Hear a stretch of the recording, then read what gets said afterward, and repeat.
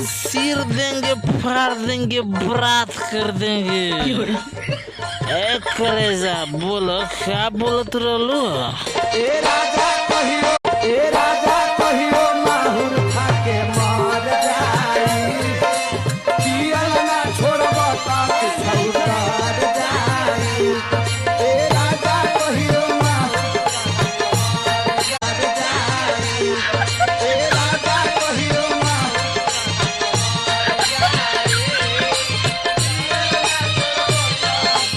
खाके मर जाई, पियल ना छोड़ब त छौकर।